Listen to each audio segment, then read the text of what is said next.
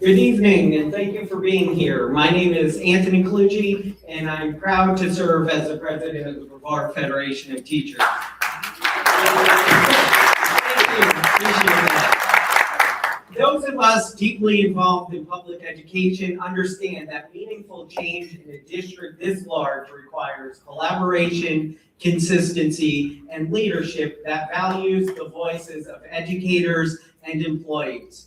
Schools function best when the people closest to students are respected, heard, and treated as partners, not ignored or dismissed. Tonight matters because the decisions made by this board affect every classroom, every teacher, every employee, and every student in Brevard Public Schools. The people elected to these seats help shape the direction of our district, the culture of our schools, and whether the professionals doing the work every day feel respected and supported. The incumbent was invited to be here tonight and chose not to attend. And I'll say this respectfully, not attending the forum of the organization that represents nearly 5,000 employees, 70% of whom are dues-paying union members, is not just bold, it's telling. But Mr. Trent has already made his feelings about transparency known to all. Educators, support staff, and school employees deserve leaders who are willing to show up and answer questions and engage directly with the people doing the work every day in our schools. We appreciate the candidates who did take the time to be here tonight and engage directly with educators and the community. Running for office is not easy, and it takes real courage, and each of these candidates here tonight should be applauded for their willingness to run for this office.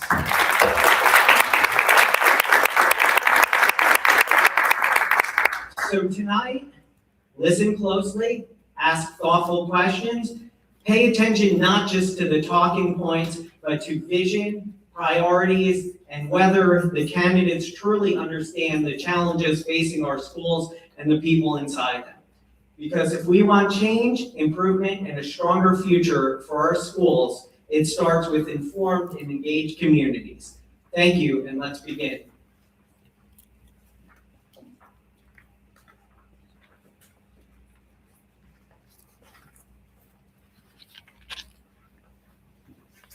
Good evening, everyone, and welcome. My name is Vanessa Skipper. I'm the Vice President of the Brevard Federation of Teachers.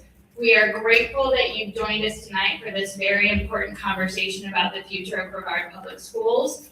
Our goal is to create a space where ideas can be shared openly, respectfully, and with the heart of an educator, always keeping students at the center. Before we begin, I'd like to walk through a few guidelines that will help us maintain a thoughtful and productive forum. Candidate guidelines. Each candidate will have 2 minutes to respond to each question. If a candidate goes over their allotted time, the extra time will be subtracted from their next response window. To help with pacing, candidates will receive both a 1 minute and 15-second reminder before time expires. Anthony, you want to show them the reminder?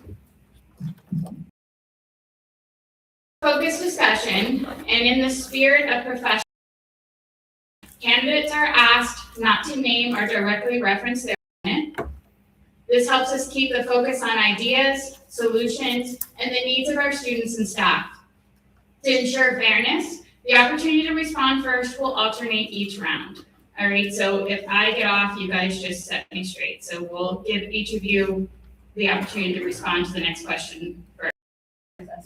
Correct, that's right. I'm putting you guys in charge. To our audience, thank you guys for being here. Your presence reflects the strength and dedication of our community to our public schools. We ask that you help us maintain a calm and respectful environment so that every candidate can be heard clearly. Please take a moment to silence your cell phones and electronic devices. If you need to take a call or answer a phone, just please step outside into the hall to do so. During the forum, we ask that you refrain from applause, cheering, or verbal reactions. This helps us keep the focus on the content of the responses and ensures that all candidates have an equal opportunity to speak. You are welcome to applaud at the end of the event. If you would like to submit a question, please use the index cards provided at the table. We will have people coming around and collecting them at different parts, and they will be given to Anthony. We encourage questions that are issue-based and reflect the needs and experience of our students, families, and educators. Cards will be collected throughout the evening.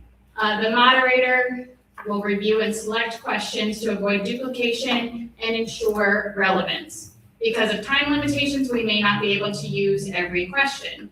We also ask that you refrain from talking during candidate responses and avoid any disruptions so that everyone can learn together. Campaign signs, literature, or visible campaign materials are not permitted inside the forum space. Photography and video recording are welcome as long as they do not interfere with the event or block the view of others. Thank you for helping us create a space rooted in respect, curiosity, and a shared commitment to our schools. With that, we will begin tonight's forum. All right, because I am an English teacher, I love some alphabetical order. So we will be starting with Mr. Kyle Savage, then to Mr. Anthony Torres and Miss Kelly Wentworth, and then we'll, yeah, I'm sorry, Anthony Turner. I apologize for that, my first gaffe of the evening.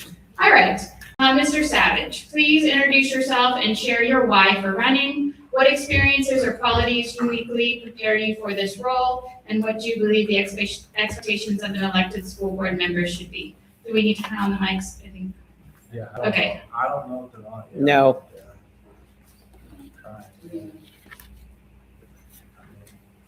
Oh, on the bottom there is a power button. Oh, it's not the button on top. There we go.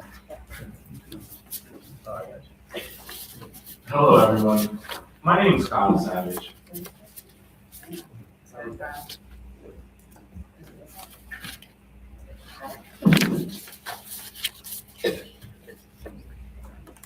Good evening, everyone. My name is Kyle Savage. I'm running for school board in District 2. A lot of you may know me, but a lot of you may not know my story. You know, I left school in the 9th grade. I left home at 16. I started my life early. You know, my parents really didn't care, unfortunately, and, you know, I was bored and just not engaged in school. But I carved my own path. I ended up joining the military, and through that, you know, my life experience in the military, I learned a lot of things. Most importantly, I learned the value of integrity. I learned the value of doing what's right and putting one foot in front of the other, no matter what the next step is. Also in the military, I met my wife, Megan, and my amazing wife, Megan, and we created our family. And I broke my cycle, and I am so proud of that. We chose Brevard to raise our children. And I ended up volunteering in a KV elementary classroom helping students with their science fair project. And I found the passion of my life. I used my biology degree, and through that, I became the teacher I needed. I became the teacher my students needed. But I also realized something's not right in education. As a teacher, as a parent, things need to be fixed, and this board is not helping it. As a parent, I believe we have some very simple expectations. Most of us in this room, I know, are teachers, but we're also parents. Keep our kids safe every day, provide a learning environment where our kids are excited to go to school. We don't need to force our kids to go to school. They want to learn. Explorations happen because our teachers are happy to be there as well. And finally, we need to provide the best education we can provide to a student, no matter what path they are on. Like me, I was on a different path, and that's okay. All of our students will be. So I'm running for school board because I believe our students deserve something different. I believe our students deserve a leader that understands the heart of the classroom, but also what transparency and accountability looks like. So I hope tonight you hear something, and you go to my website, savageforstudents.com, and check it out. Thank you very much. Mr. Turner? And also, I will repeat the question if you guys would like me to. Mr. Turner, if you would introduce yourself and share your why for running, what experiences or qualities uniquely prepare you for this role, and what do you believe the expectations of an elected school board member should be? Good evening, everyone. If you see me messing with my eyes, my allergies are kicking in. So just forgive me and bear with me. But the reason why I'm running, I grew up in Brevard County. So I attended Endeavor Elementary School, Gulfview Elementary School, Magnet Middle School, and I'm a proud graduate of Rockledge High School. So when you say running for District 2, I'm not running for District 2. I am District 2. I'm proud of this environment. This community helped raise me to who I am today. I was eventually able to graduate from the Eastern Florida State College with my AA degree. I eventually went on to University of West Florida, where I became a proud member of Phi Beta Sigma Fraternity Incorporated. I eventually transferred to Florida A&M University, where I was able to obtain my bachelor's in psychology. Currently, I'm completing my master's in risk management and insurance at Florida State University. The reason why I'm running, I understand some leaders are creative, but some leaders are going to call and serve a purpose. I'm here to step up and serve, listen to you all, be a voice for each and every one of you, and just to know that when you take your children to school every day and you know that they're going to be safe, you know that the teachers that they have are fully educated and capable and supported through everything that they're doing, but also that the person that is set to serve and represent them has been in the same shoes that they are in, and are willing to be that voice for them, because the same experience or experience I've already experienced. So I was once that same child in these same schools. I understand the everyday life that you all experience. Ms. Wentworth, same question. Introduce yourself and share your why for running. What experience or qualities uniquely prepare you for this role, and what do you believe the expectations of an elected school board member should be? Good evening, and thank you everyone for being here this evening, and thank you to the Brevard Federation of Teachers for holding this forum. I'm Kelly Wentworth. I'm a mom with 2 children in the school system. I'm a realtor who specializes in working with seniors and helping them sell their homes when they can no longer safely able to live there. I also hold an accounting degree and an MBA. With that comes 20 years of experience in financial planning, strategic planning, forecasting, and contract negotiation. And just as full transparency, today is actually my birthday. So if anybody had an excuse not to come tonight, that was me. I'll have to tell you how this one stacks up for other birthdays. I'm usually found on a softball field on my birthday, so this is a little bit of a change of pace. But seriously, I'm here because this election is important. I believe that my background provides an opportunity for a unique skill set to be on our board that is sorely lacking right now. I also hold integrity as a serious value, and I also commit to listening to people who are affected by the policies and the decisions that are made by our school systems. I'm not here to turn our classrooms into a business, but when the business side of this $1.6 billion organization is not being managed properly, that affects how you can effectively run your classroom. The best organizations are not run by fear, chaos, and constant conflict. They're run by collaboration, accountability, and empowering skilled professionals like the people in this room to be able to do the jobs to which they were trained to do and hired to do. Look, I want Brevard County to become a place, once again, where you can be proud and feel to work here and feel supported and respected for the work that you do. It's not an easy path that it'll take to get there, but I truly believe that together we can make that happen. Thank you. All right, so we will go to the second question, and Mr. Turner, you will answer this question first. What do you believe is the most pressing issue facing Brevard Public Schools right now, and why? So I feel like it's not a one set answer when it comes to that. However, there are several issues that do need to be addressed. One is first, most importantly, feel our kids should be safe and we have transparency when it comes to communication as well as proactivity. So my background is in risk management. I work for one of the school districts in the nation in Brevard County. So I have experience working with students in risk, making sure that everything is proactive, not reactive. To tie in with that, I know one of the biggest factors in Brevard County itself is teacher retention. We are fairly well behind when it comes to pay with our teachers. I'm not sure what the current structure of every policy and everything that it takes to increase that, but I know there's something that can be done because these teachers deserve to be paid to where they feel valued, where they can come and not have to worry about extracurricular things outside of the classroom that are going to affect each and every one of you all's children. Same question, Ms. Wentworth. What do you believe is the most pressing issue facing Brevard Public Schools right now, and why? So I honestly believe, one of the reasons I got into this race was I believe that right now we're suffering death by 1,000 cuts. There are so many issues kind of plaguing us right now that it is always kind of hard to focus in on one right away. But again, with my background, I have some grave concerns that we do not have a CFO in place.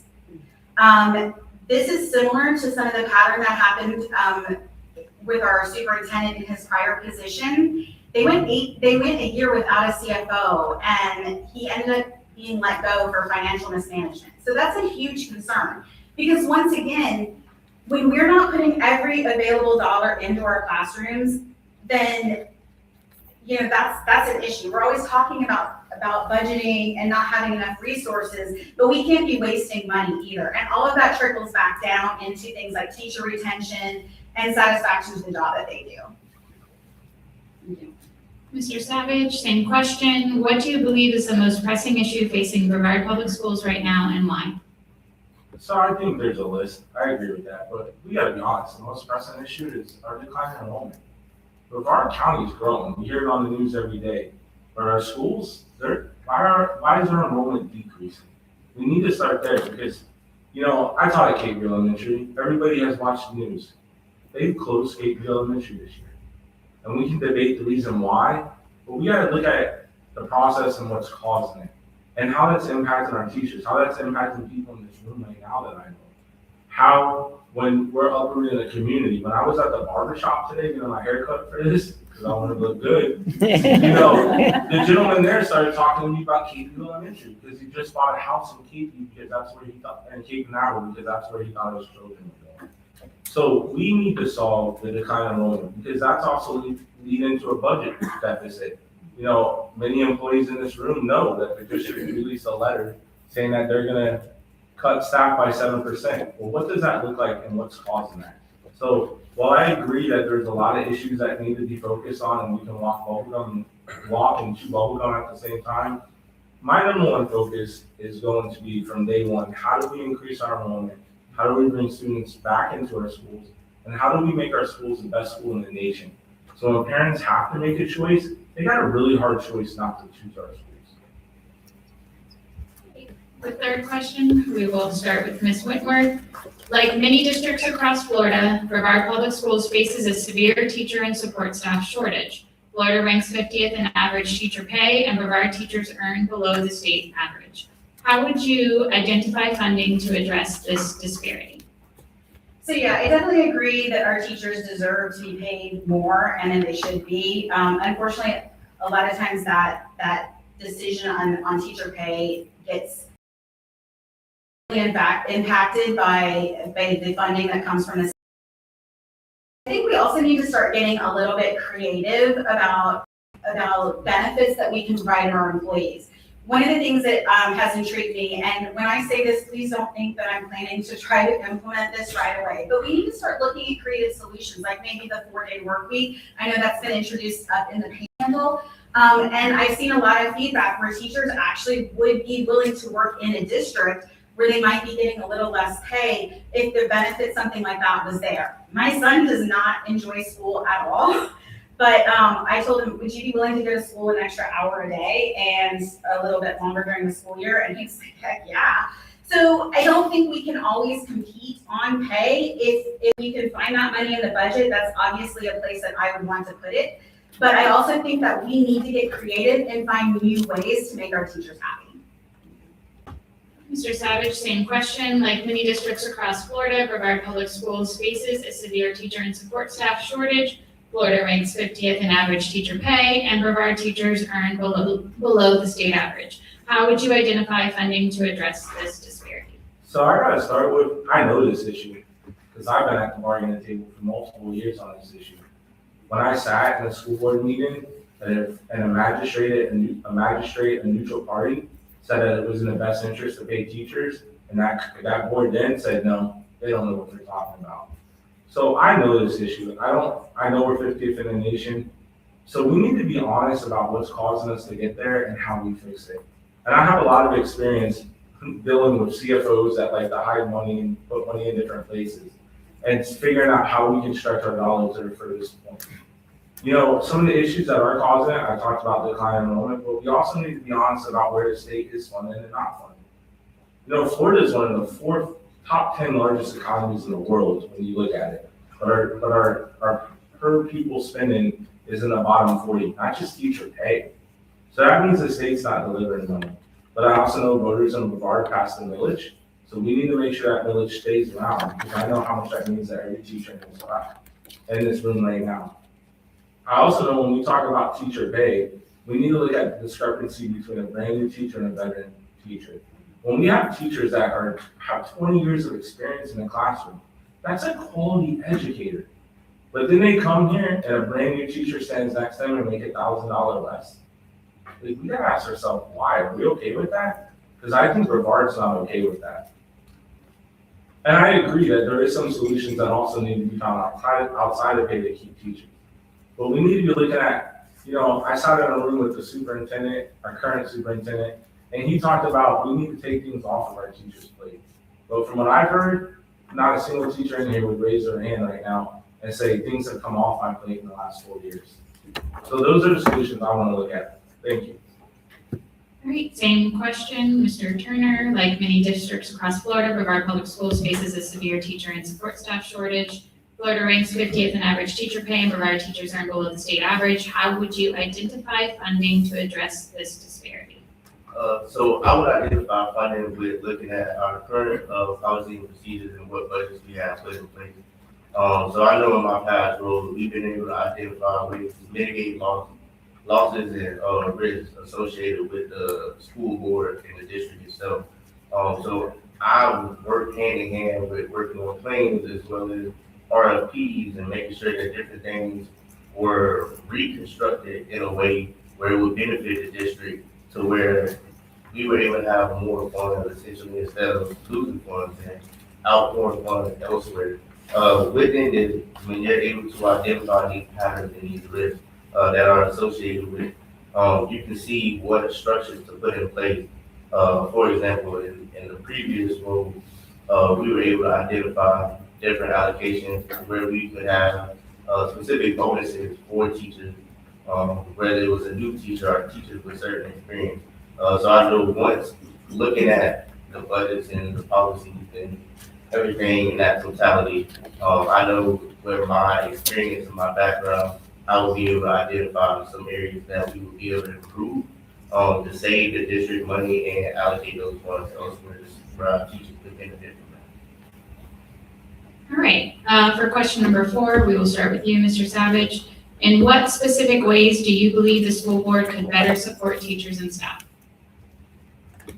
So I think we've been talking about it, but number one, teacher compensation, right? But when we look at why teachers or employees of the district are leaving, it's not just pay. Pay is probably very high up down the list.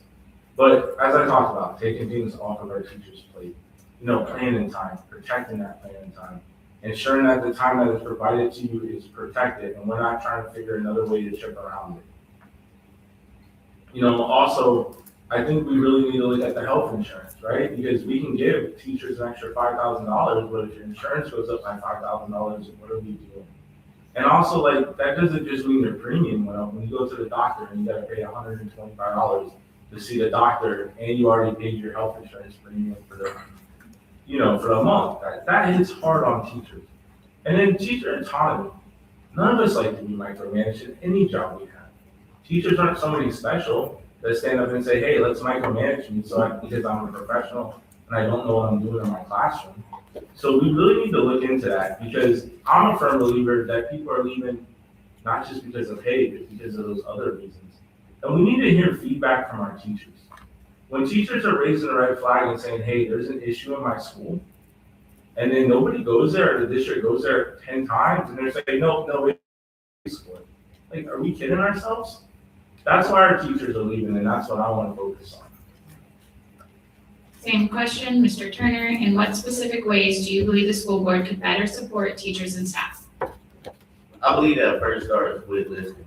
I know that may sound cliche or something so simple, but when you need to identify a problem, you need to listen, understand all the obstacles that problems are facing, and instead of trying to find a solution, see what things are put in place, what things are working, what things can be intertwined to fix or increase or improve the specific situation that's at hand. And with that, once you are able to identify the specific concern, you would need to take that and necessarily pilot it or see what other factors or solutions are working in other districts as well, just to compare data analysis and things of that nature to make sure that it's something that can be implemented in a timely manner so where it could fully support our teachers overall.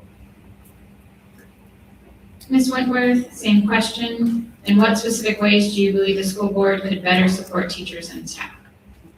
I believe that we're all in agreement that teachers are being micromanaged, and I think that we can look at policies and procedures that can take some of those things off their plates. I think specifically from this current board and administration, they can also stop wasting money on things like lawsuits. The $570,000 Moms for Liberty lawsuit, anytime they drag their feet and drag out lawyer expenses, those are some of the minor things that the board itself can do. I also think that they need to stop being adversarial towards the teachers. I think this needs to be a collaborative effort, and they need to be more supportive and see how they can improve the relationship with the teachers. And so I feel like there's like silos in place, right? There's teachers, parents, and the administration. And as one silo starts pointing its finger at the other, another gets defensive, and it's just kind of going around in a circle. And I think if we can kind of work together and break those down a little bit, I just think that we can all move forward, because right now we're pointing fingers and not trying to find solutions. Question number 5, we will start with Mr. Turner. Mr. Turner, what role should the teachers union and other employee unions play in this district? They should play an important role.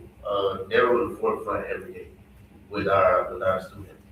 So normally, the individual would, pretty much, without teachers, there wouldn't be a school board. Without students, there wouldn't be teachers or a school board. So teachers and the union play a valuable part, because they're on the forefront, seeing everything on a day-to-day basis, what things are working, what things are not working, what challenges they're facing.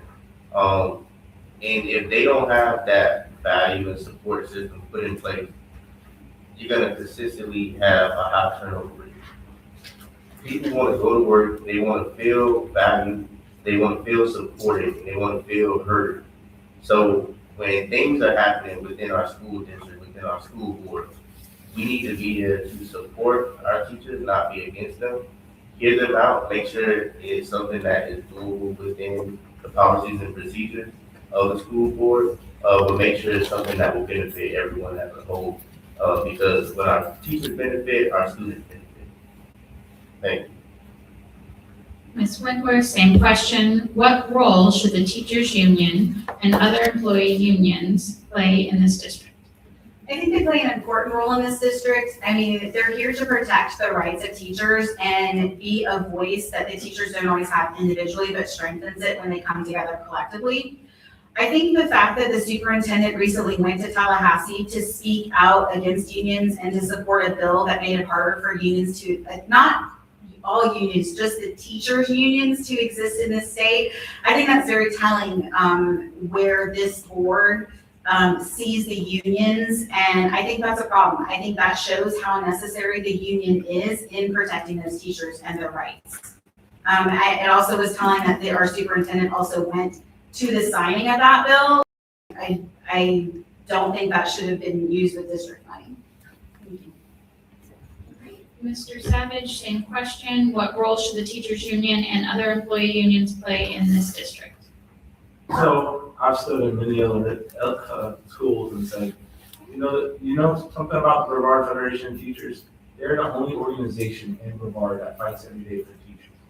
So they need to be at the table when we're making decisions that impact teachers. You know, I'm not a member of the Brevard Federation of Teachers anymore, but you guys elected the Brevard Federation of Teachers, and you send your views to the Brevard Federation of Teachers to represent you. So they should be at the table, and all of our employee unions should be. I'm a firm believer that our goal every single day is our students in the classroom. And if we're doing the right thing by teachers, we're doing the right thing by students. If we're doing the right thing by our support staff, we're doing the right thing for students. If we're doing the right thing for our administrators, we're doing the right thing for students. And if we're doing the right thing for students, we're doing the right thing for the Brevard community, and we're doing the right thing for parents. You know, so that if I'm on the board, everybody's gonna have a seat at the table, and we're not making decisions until we hear from them. Additionally, I gotta highlight the same issue one of my opponents did. It is mind-boggling to me that you're gonna have a superintendent that's in charge of 8,000 employees, and he's comfortable enough to go to Tallahassee and attack a group that represents 5,000 of them. Well, I have an opinion on unions. I almost don't even care what your opinion on a union is. If you were the leader of an organization with 8,000 employees and you were comfortable enough to go attack 5,000 of them, we're talking about teachers getting paid 50th in the nation. I haven't seen our superintendent go to Tallahassee and advocate for teacher pay, but I've seen them go to Tallahassee and advocate against the organization that's advocating for teacher pay. That makes no sense to me. So I believe that we need to collaborate with all of our organizations, which definitely include the Brevard Federation of Teachers. All right, for question 6, we'll start with you, Ms. Wentworth. As a board member, you will help manage a $1 billion budget. Are there areas you believe are currently problematic, and how would you redirect funds to better serve students and staff? Yeah, I touched on it in an earlier question. I think a big area of waste that's very apparent right now is the fact that you're spending a lot of money on lawsuits. Again, the $570,000 Moms for Liberty lawsuit that was over First Amendment violations. The other area that I have of concern, again, we don't have a CFO. So they actually took, that's an oversight position that's monitoring where the money is going and how it's being spent. That position was broken into, I believe, 6 other positions and redistributed. For example, payroll now sits under HR. I think that there's a serious lack of financial oversight, and when that happens, it just allows for problems to exist and not be uncovered quickly. That's on top of the fact that there were several audit findings that came to light recently. And these are not necessarily new audit findings, but some of them were audit findings that hadn't been corrected in the previous year. So I think there needs to be a real deep dive going into the financials and looking at what's going on. Because again, we always talk about the budget constraints of this district, but there's no reason to needlessly waste money, because every dollar wasted somewhere is one less dollar inside our kids' classrooms. All right. Same question, Mr. Savage. As a board member, you will help manage $1 billion budget. Are there areas you believe are currently problematic, and how would you redirect funds to better serve students and staff? So I think we need a board member that's gonna be ready day one with the district's budget. I'll tell you what, you wanna see an interesting face? Walk into finance with Mr. Savage when you sit down. Some people laughing in this room because they know. Go on YouTube, go back 5, 7, 8 years and see what I've said. You know, don't believe what I'm saying right now, go do the research. So I understand the difference between our capital budget. I understand the difference between our special fund budget. I understand the difference between our overlay budget, our general fund, the money that comes in from the village. So day one, I'm gonna be ready to look at this stuff. The things that are concerning me is some things that everybody's mentioned on here, the lawsuits. How much are we actually spending on that? But also, I've been in a room where we're like, hey, we can't give our employees hand sanitizer, but next door, we're putting new carpet on the floor. We got new vehicles outside. So I believe at the end of the day, this is how we solve the problem. Every single dollar the Brevard Public Schools takes in should be focused on our students in the classroom. Does that mean we only spend money on the classroom? Of course not. We need buses. We need the cafeteria to serve them food. We need our aftercare program. We need a thriving PPK program. But at the end of the day, what dollar are we spending and how does it benefit the student in the classroom? If there's not a benefit, we need to ask ourselves as a Brevard Public Schools, as an educational organization, why are we spending that money? So I'm really excited to be able to walk into finance as a board member, and I hope you guys help me get there. Mr. Turner, same question. As a board member, you will help manage $1 billion budget. Are there areas you believe are currently problematic, and how would you redirect funds to better serve students and staff? So as someone who's been on that side, who's experienced the budget, I understand looking at it from both sides. So I understand handling the budget, reviewing the budget as the individual, but I also understand that seeing it from the public view. Sometimes that may not go hand in hand with what we all want. However, I do know when taking into account when reviewing the budget and everything is first identify what issues we're having with the budget. Whereas expenditures are being spent that are not necessarily serving a good purpose. And with those, you can rearrange things within policies and procedures and insurance policies and things of that nature. So I've been able to save millions of dollars within a school district just by reestablishing how the insurance plan is. So with having that experience, I would take it to the board and be able to firsthand identify these specific things that are put in place and see what we can mitigate first and work on those things hand in hand. I'm not here to tear down anybody who has sat on the board prior to. However, I know there's things that can be changed, and I see expenditures being spent on things that not necessarily have the best interest of the school board in its entirety. And I know with my experience, I will be able to come in, identify those budgets and those problems that we have to where we can mitigate those losses and make sure that those funds are being allocated to the correct places to support our students and our teachers. All right, for question number 7, we'll start with you. Following the tragedy at Marjorie Stoneman Douglas High School, Florida implemented major school safety and mental health initiatives. How do you assess Brevard's progress in these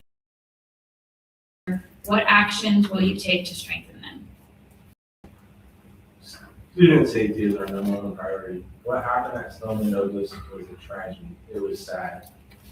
But we gotta look at the factors that led up to that, and we also gotta understand what we're doing on currently with our schools. So I believe we need an SRO in every single one of our schools. I know we have that on our team, but I also think we need to look at some because of the size of the campus and what we're doing on security.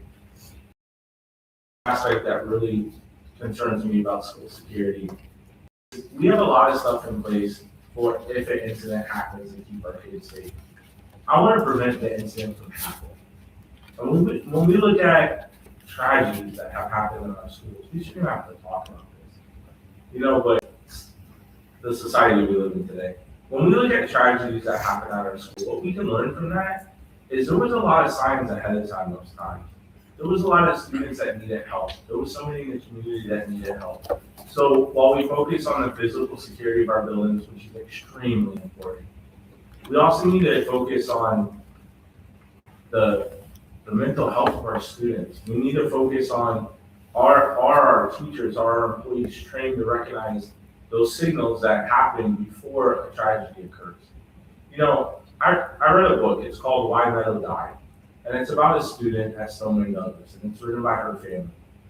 And in the book, they talk about what led up to what occurred. They talk about the signals that were missed. They talked about the lack of transparency and the discipline plan. They talked about the things that people would cover up, referrals, pre-referrals, that caused these issues that ended up in a tragedy.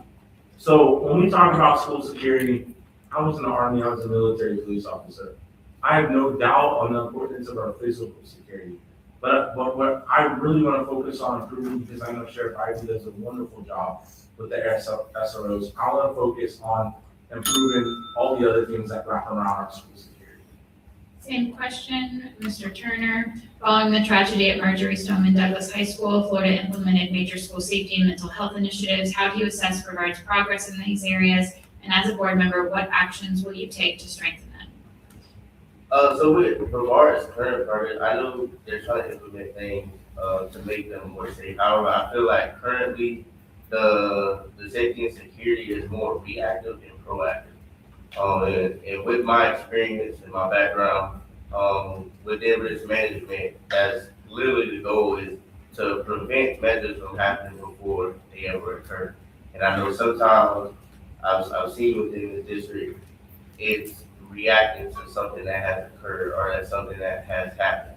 And that isn't something that any of us within this community should be wanting to face. When you take your students to school every day, your children to school every day, you expect them to return safely. Same with the teachers. You expect to go and be able to teach these kids on an everyday basis, knowing that you'll be in a safe environment where you won't have to worry about anything.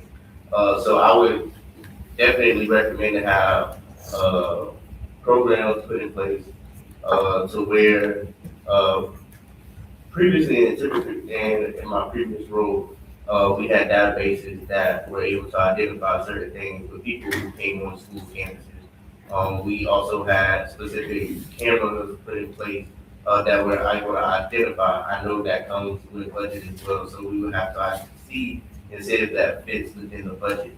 But I know there's a lot of advancement with technology and things of that nature, and things that I've seen work, and that I know we are lacking in Brevard. And these are new opportunities that I believe that could further propel the security and safety of all of our employees within this district as well as our students. Ms. Wentworth, same question. Following the tragedy at Marjorie Stoneman Douglas High School, Florida implemented major school safety and mental health initiatives. How do you assess Brevard's progress in these areas? And as a board member, what actions will you take to strengthen them? Okay, so, the kids in the school system, I'm always seeing, new things implemented, and there's definitely a strong improvement on the security and safety of our kids. One thing I would want to do is really kind of review the safety and security measures. I always have this concern that what we're implementing for procedures is actually effective at keeping our kids safe. I always have a concern that there's some security fear going on. I always kind of joke that like I live in a gated community and more crime happens when the gate's working than when it's broken. And I don't really know that how safe that's keeping us, right? I'm not saying that's necessarily happening in the schools, but that's definitely something we want to take a look at. Because again, dollars need to be effectively used, and that's definitely an area where we can make sure that when we're spending our dollars, they're effective. I also like to focus on the mental health aspect of it because, you know, what's been said before is right. We really need to focus on stopping these things from happening, you know, before they happen and catch the crisis before it reaches to a boiling point than we do reacting to it afterwards. All right, we will start with question 8 with Mr. Turner. Since 2020, BPS has experienced a significant drop in student enrollment as families choose alternative education options. Do you believe it is the board's role to help attract families back to BPS? And if so, what would that look like? So I do believe it is part of the board's role. Facing this within my previous experience, a lot of this has to do with students and families receive vouchers to attend other schools or go outside the district. That drops enrollment, which ties back into losing funding with the state. So when you have specific programs, go to the space program. There's only a few places where you can go and experience space, and we have that right in our backyard. I know one of the things I would definitely try to implement on it that I've seen work is partner with a lot of our local companies that are within the area to make sure that we have programs put in place within our schools that work hand in hand with these major companies, because they are coming into Brevard. They will be seeing the future students that are coming out of these educational programs. So why not partner with these specific organizations and have things put in place to where we can benefit as a whole and grow? I just know it's a lot of things that need to be updated and changed. And I've seen what works and I've seen what does not work. And I'm ready to bring those intriguing ideas to the forefront so that we can benefit as a whole. All right, Ms. Whitworth, since 2020, BPS has experienced a significant drop in student enrollment as families choose alternative education options. Do you believe it is the board's role to help attract families back to BPS? And if so, what would that look like? Yes, so one of the things I think we need to address is I feel after talking to a lot of parents that many of the parents that are leaving our school system are the ones who have kids with ESC, that are under ESC, that are feeling pushed out of our system. And I have to wonder the amount of money that we spend trying to limit IEPs and support that's available to these kids and pushing them out, how much of that money that's spent doing that could actually be spent on actual supports, not only for the students but the teachers, because we can't just keep asking teachers to take on a higher support role with kids, ESC kids, but to also, you know, we're talking about the 7% reduction in support staff. Those support staff help support in the classroom for both the teachers and the students. The one thing I don't think we need to be doing to attract students back is in a recent board meeting, they showed that they're now selling classes back to kids who are being homeschooled. So what we're talking about is if a child needs to take, say, a higher level math like algebra, a homeschool child can actually come into the school system. They would pay Brevard County money just to take that one class. That's very concerning to me because I think that that's going to be disruptive, and especially if that child's not used to the rhythm of the school system and how that happens, and also if that child isn't up to speed to where they need to be, that's a distraction to our classrooms that they don't need. Same question, Mr. Savage. Since 2020, BPS has experienced a significant drop in student enrollment as families choose alternative education options. Do you believe it is the board's role to help attract families back to BPS? And if so, what would that look like? So yes, 1,000% it's the board's role. And the question said since 2020. Obviously, I have issues with the current voucher program put out by the state. How it's being used at Disney World, how it's being used for trips to Japan, how there's no accountability. Like, don't take my word for it. Go look at one of the Republican senators that wrote the bill. Somehow the state lost $500 million last year and they can't track it. So yes, I have concerns about that. But let's talk about choice. Our schools need to be so good that the choice is hard. We need to compete. That's the fact. We may not love the rules, but those are the rules. So I'm going to talk about a couple things. First of all, every elementary school in Brevard Public Schools should have a VPK program. Some of them have them, some of them don't. Why is that important? Because we need to get students in our doors early and get them off on the right step. And it's just not important for enrollment. The data shows you, all the data shows you, if you go to VPK, you do better in third grade in reading, you do better in life, because early literacy scores go up. The data also tells you if you go to a Brevard Public School VPK, you do really good, and you learn how to read really early. That's important. Our CTE programs, I get approached all the time. Why don't we have SHOP? Why don't we have home ec? We have it. We have it on steroids. But nobody knows about that. That's a communication problem, not just on our CTE programs, but on other great services our district has, our amazing teachers. And also is an equitability thing. If you live in Palm Bay, you have this amazing program that you become a firefighter. But if you live in Titusville, you can't get there. So we need to look at that. We also need to talk about our schools. None of them have been updated, and Merritt Island, none of them have been built after 1972. Like, don't quote me, somewhere in the 70s. That's an issue, right? We need to look at what parents want. Why are they going to the charter school? It's not just because there's a voucher. I talked to a parent the other day that is spending $12,000 a year and Mr. wants to come back to our school. Oh, I thought I could keep going. You just take it from me next time. You counting? I mean, that's the Right. rules. Go ahead. And then finally, we need to open up our schools. And yes, we need to keep our students safe, but it shouldn't be an act of Congress for you to go have lunch with your child in elementary school. That's why these other schools are doing great. And guess what? Teachers want to see the parents in the school as well. All right, so we're going to start with question number 9 with Ms. Wentworth. How will you advocate for Brevard Public Schools with state legislators to ensure the district's needs are heard and addressed? Yeah, I definitely think that's important. I often talk to people tell me about the issues they see facing our schools, things like curriculum, and, of course, we talk a lot about funding, schools of hope coming into our schools. Those are not decisions made at the county level. Those are decisions made at the state level, and we need to build those relationships. I've already started talking to some of the candidates. I'll be reaching out to the current state representatives. Having that relationship is incredibly important. And I also remind everybody that when public schools being an important part of your vote this year, it's not just these school board election seats. You really have to know who you're voting for at the state level, the state house, state senate, governor, and even our congressional seats. Those all have huge impacts on the education that's right here in Brevard, and ties our hands where we don't have the flexibility to make the decisions that really are best for our kids. Mr. Savage, same question. How will you advocate for Brevard Public Schools with state legislators to ensure the district's needs are heard and addressed? I think listening is very important, even when you disagree with somebody. Understanding where they're coming from and finding compromise. I've done that 1,000 times. Brevard Public Schools was one of the first public schools in the nation in Florida to offer maternity leave.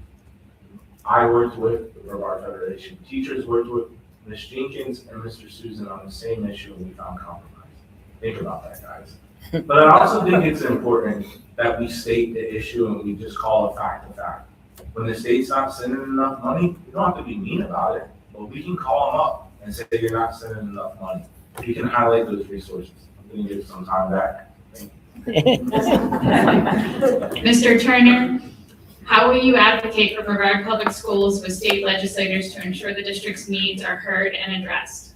So I will work collaboratively with them and address all the issues and concerns that we have as a district. I will make sure that I'm putting the importance of the things that we are missing, utilized with resources that are underutilized. But I'll also ensure that we are building a relationship with them, to partner with them and make sure that this is something that can be a bridge and that can be connected to where we don't have a lack of resources moving forward? And if we do, where are we missing the gap? Where can we close the gap?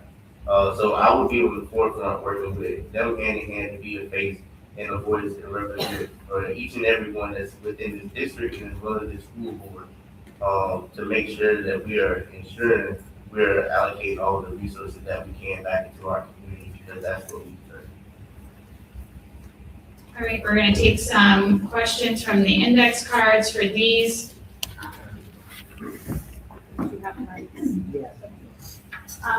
For these, we will do, just in order to take more, a minute response. So when you have 15 seconds left, they'll hold up the 15 second. All right, I believe we are starting with Mr. Savage. Mr. Savage, a student would like to know, will you give us our books back? So, I was a teacher in a classroom. I taught fifth grade math and science. I had an amazing classroom library because our students need to read for pleasure. That helps them become better readers. You know, when we're talking about banning Anne Frank or banning 300 books without even looking at it, we've went too far, guys. I think everybody knows that. But at the same time, when there's an inappropriate book in the classroom, I don't think we need a year in a committee to figure that out. I think we know what that looks like. So we need to balance that. But what concerns me is I know teachers that had classroom libraries. Some school, every single teacher had a classroom library. Now when I talk to teachers, 4 teachers at my school have a classroom library. That's not great for our students. That's not focused on our students' education, and that's not doing the best thing for them, and that's why I'm focused. Same question, Mr. Turner. A student wants to know, will you give us our books back? So I believe books are very important. It creates a foundation of literature and being able to indulge beyond what the brain can imagine. So I definitely would fully support making sure that all the books are back in the classroom. Now, if there are certain things that are causing specific issues that may arise, as long as it's within policy and within reason, I'm in full support of that. And same question, Ms. Wentworth, from a student, will you give us our books back? Yes, I would absolutely love to do that. My son on a regular basis begs for Epic back. And again, my son is not someone who loves being in school on a daily basis, but for that to be that important to him, that's telling. I think we have some amazing media specialists who know how to do their jobs, and they know what books are appropriate to be in a class, in the library and in the classroom. We need to get back to allowing them to do that job and just kind of get out of their way. I think if there's an issue with a book, I think that's a family issue. I think that that's a parent's responsibility to have that discussion with that child. And if they do have an issue with that book, that's a conversation with the media specialist and not a conversation, not a total banning and take it away from every student.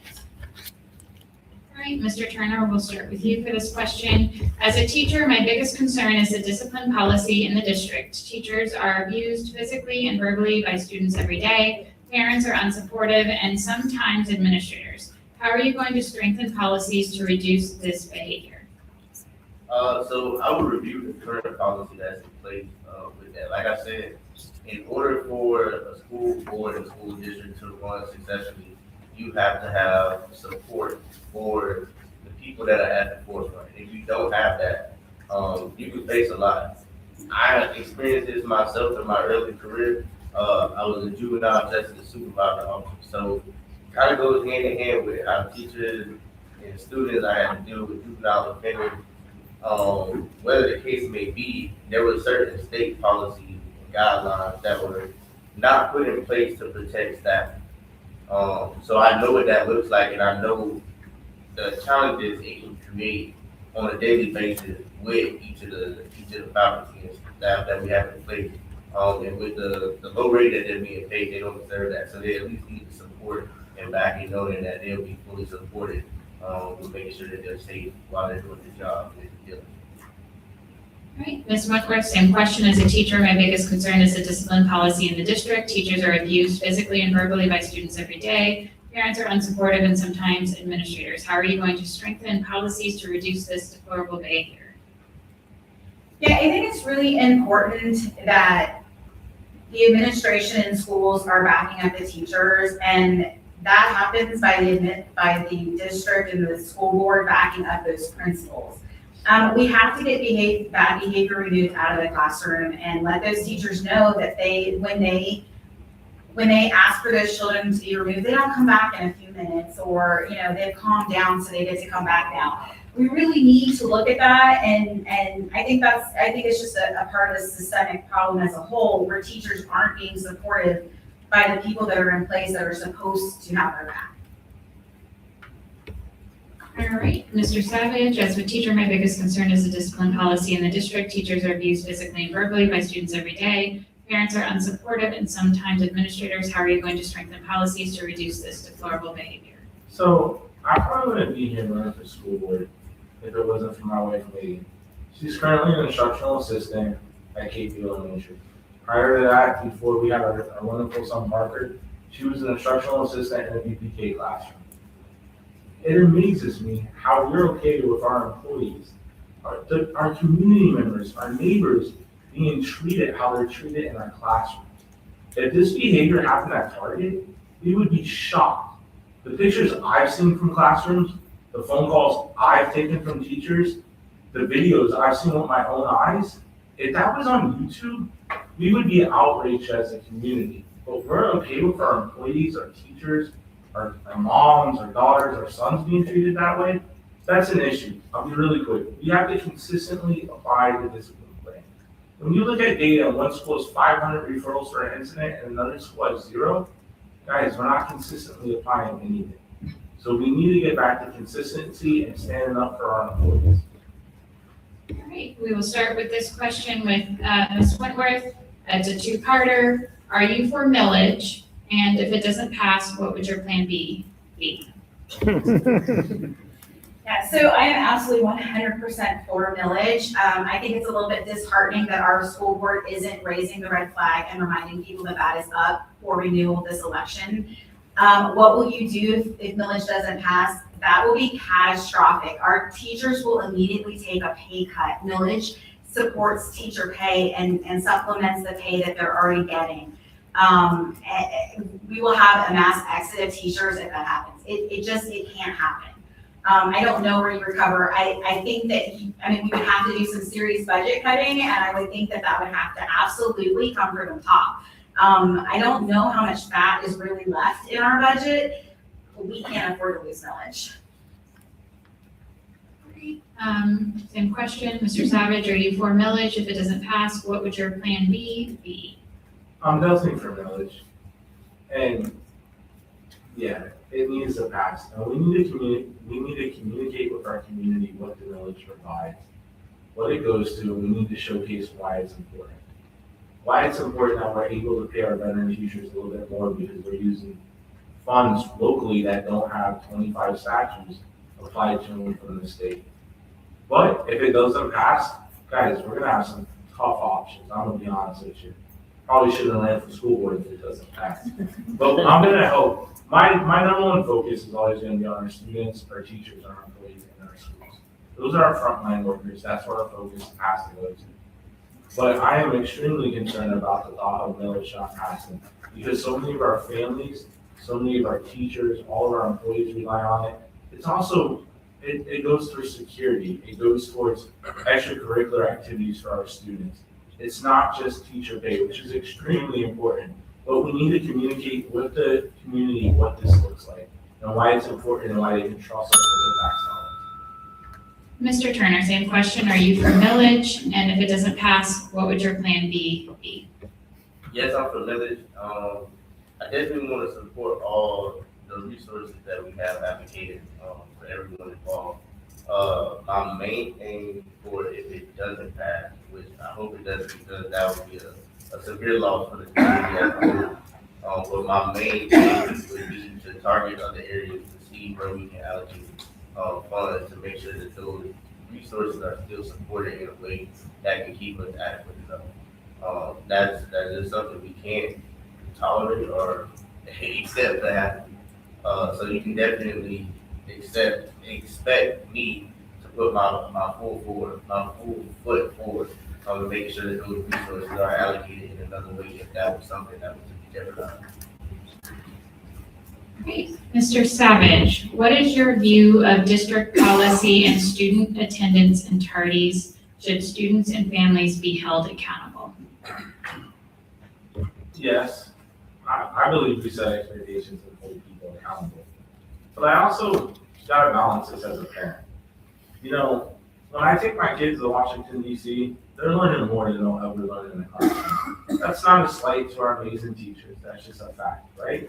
So we need to balance those two things when we talk about attendance.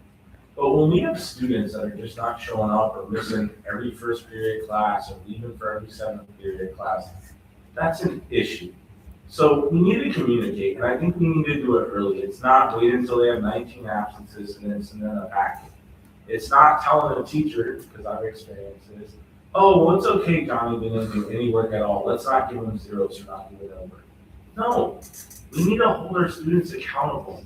I'm raising 3 young men. I hold them accountable every single day. Because guess what? The world's gonna hold them accountable. Mr. Turner, what is your view of district policy and student attendance and tardies? Should students and families be held accountable? Students and families definitely should be held accountable. However, I do understand that sometimes beyond measure. Me, there were a few times, most of the time I would be early myself as a student. However, I understand there were certain times my mother had 2 or 3 jobs, and she was working to support our family.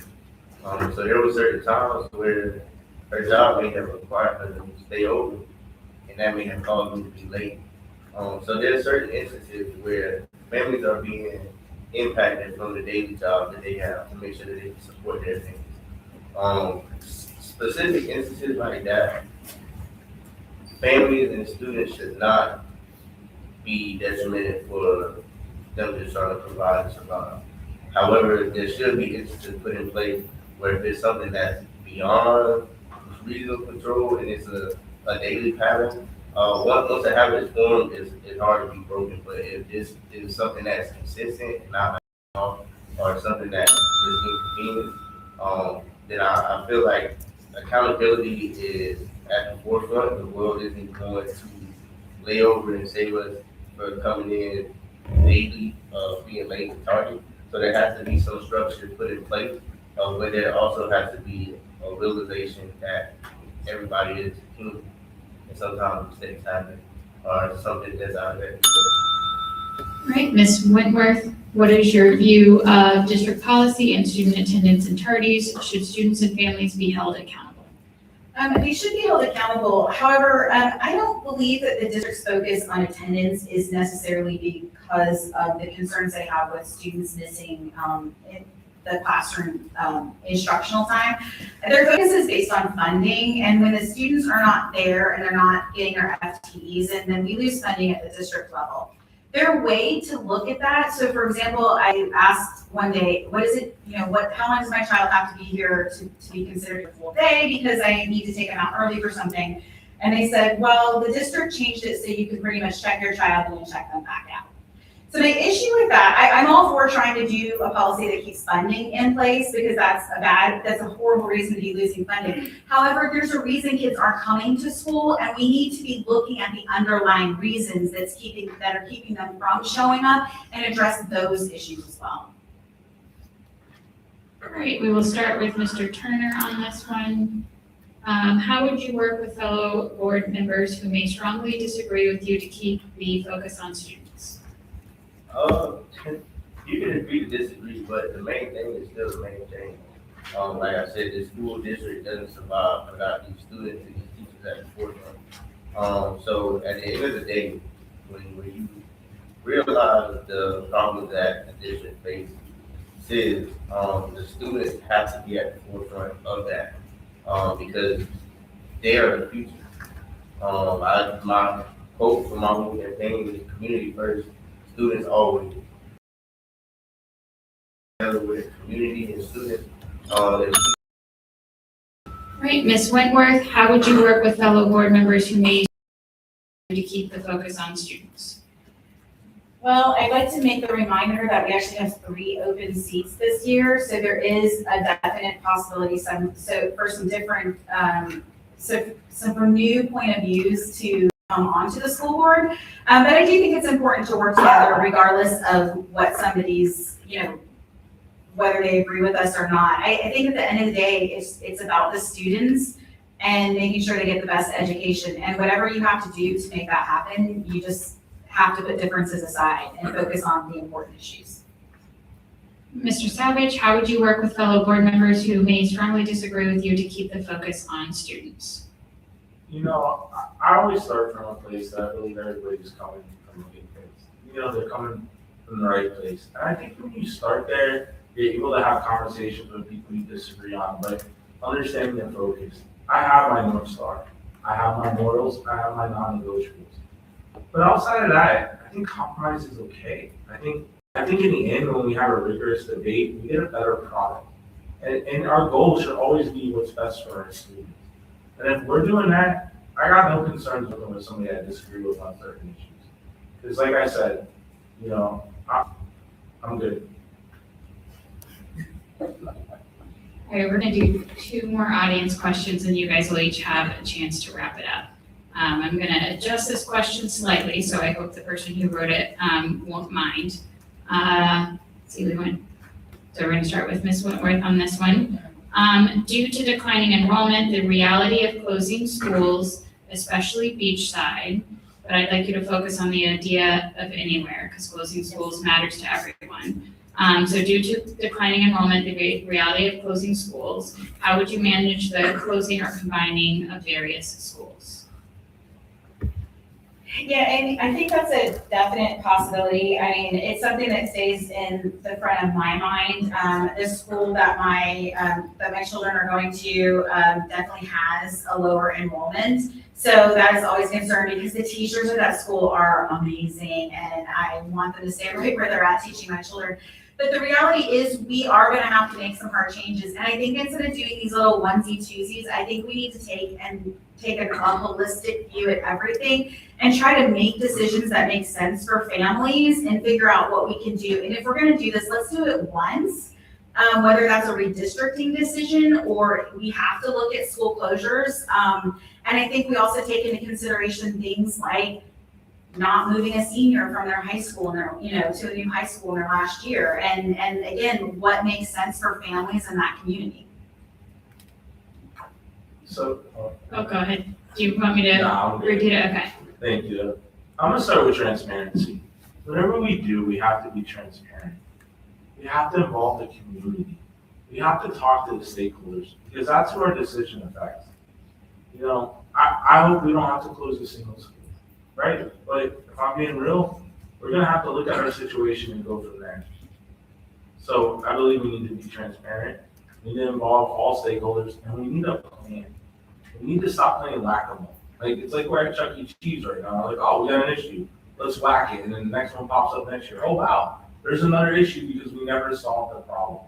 So I think that's really important. But I also think we need to look at what's successful. What schools are successful?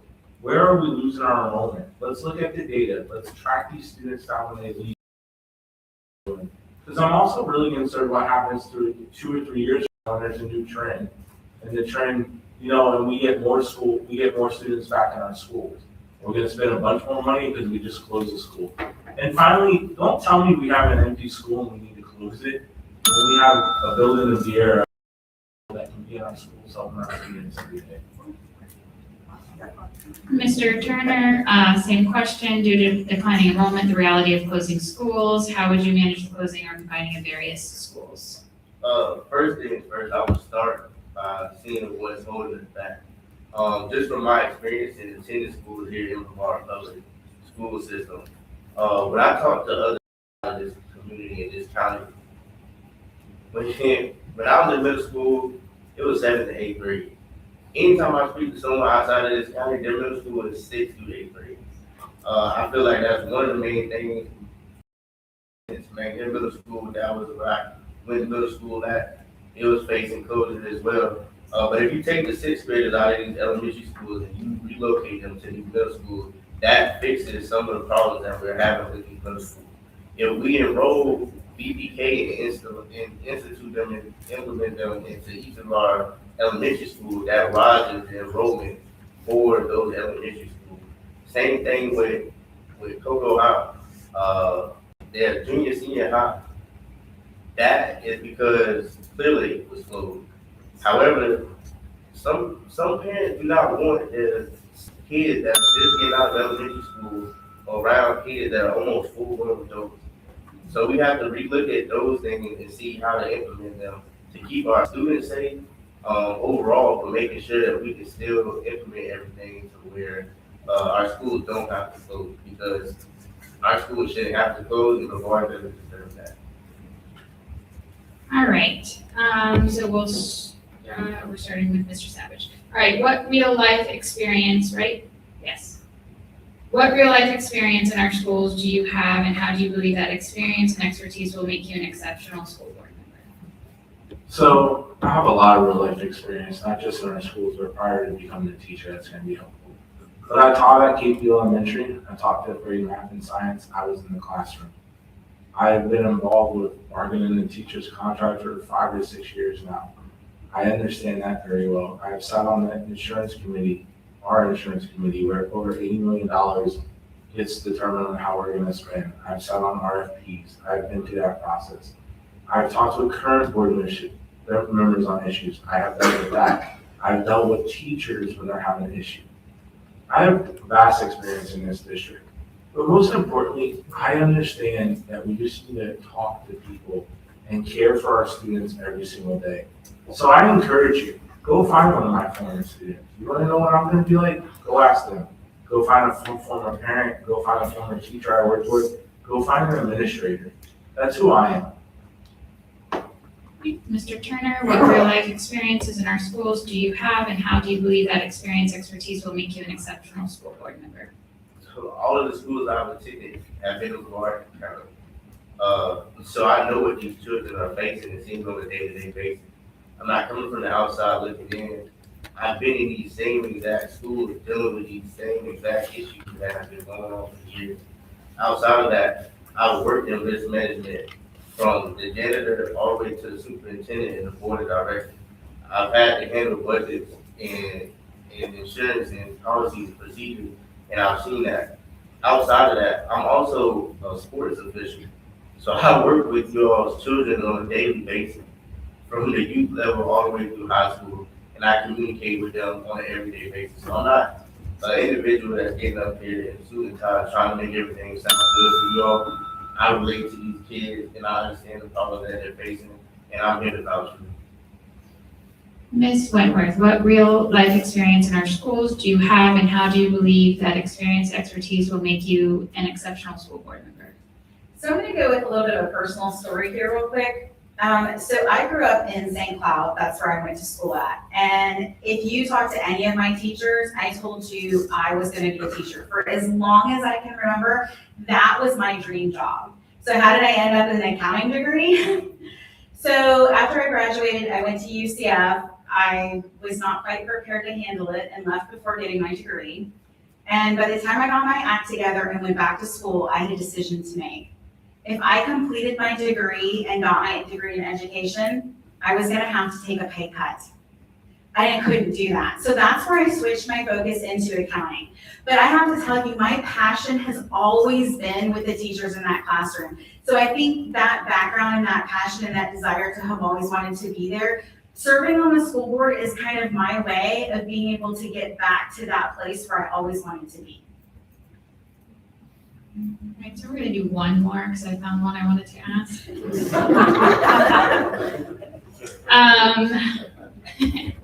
So we'll start with you, Mr. Turner. Our current D2 board member has chosen committee members to represent him from outside District 2.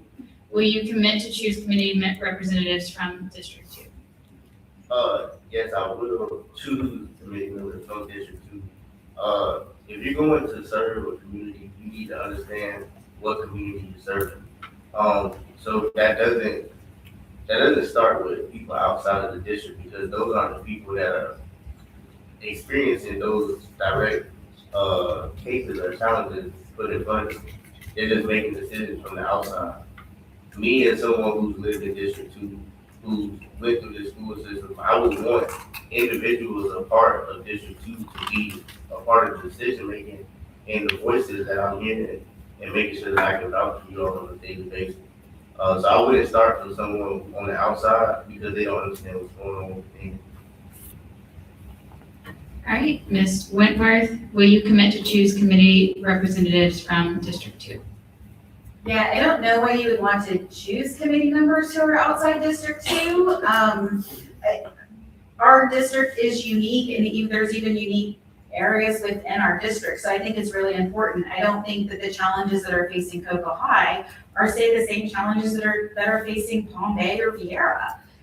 So I think it is important to have people that have real knowledge of what our community faces and what our community needs.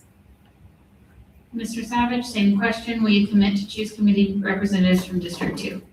Yes, my campaign's common sense leadership. People ask me what common sense looks like, it's that. All right, so what we're going to do is give each of you 2 minutes to give a closing statement. I believe we're in the rotation. We're to start with Ms. Wentworth, right? Ms. Wentworth, I'm starting, yep, almost messed up, but I fixed it. Ms. Wentworth, you're going to go first. In 2 minutes or less, tell voters why they should cast their vote for you in August. Yeah, again, thank you everyone for being here tonight. I think this was a great format and a chance to really talk to everybody. I have a passion for this district, and the more I get out and talk to people and the more I kind of dig into things, I mean, I'm constantly shocked about how bad, when I got into this, I knew I had some very big concerns. But the more I dig in and the more I hear from people, the bigger those issues are, and the more I want to dig in and help fix them. I was speaking at a group the other day, and honestly, most of the people that I was talking to didn't have kids in the school system. But as I spoke to them and told them about the issues that we're facing, their eyes kept getting bigger and bigger, and they kept asking. It's probably the most engaged group I've actually talked to, because they were so unaware of what's going on that they kept asking more and more questions, and then now they want to get involved and to help our schools, even though they don't technically have a stake in them. I also want to say that, if you don't have children in the school system, it's still important to have fiscal responsibility and to be voting for those kind of actions to take place, because those are still your taxpayer dollars.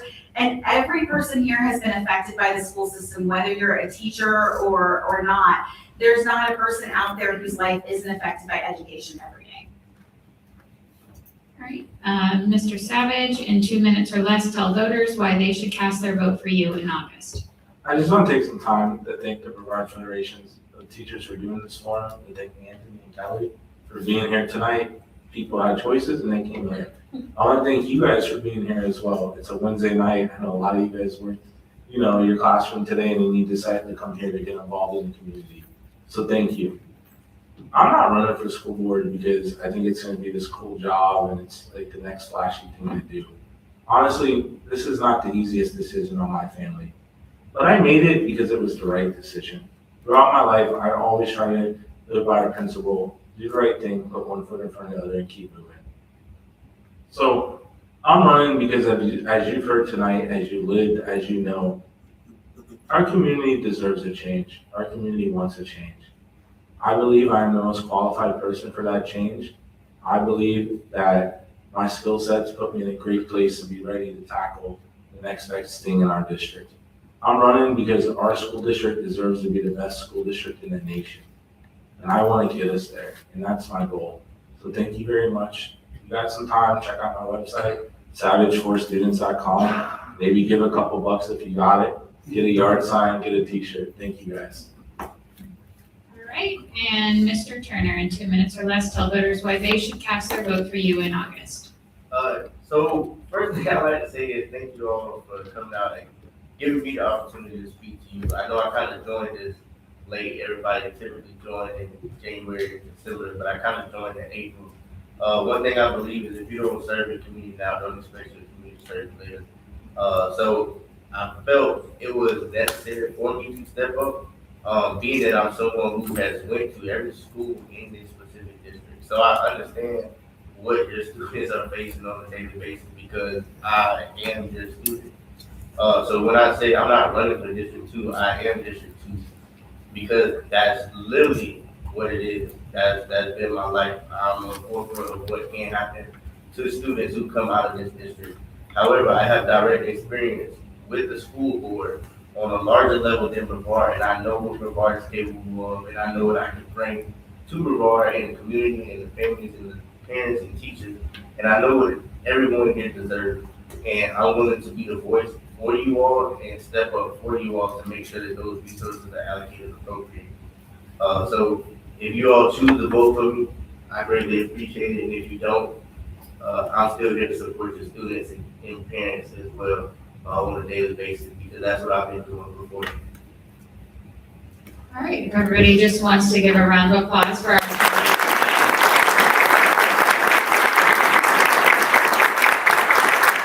I just want to thank the audience. I think this is just proof that we can handle a meeting with decorum and respect, and run it like regular, normal people. So shout out to all the teachers in the room and the community members that are here. Thank you, and students. You guys are students in here.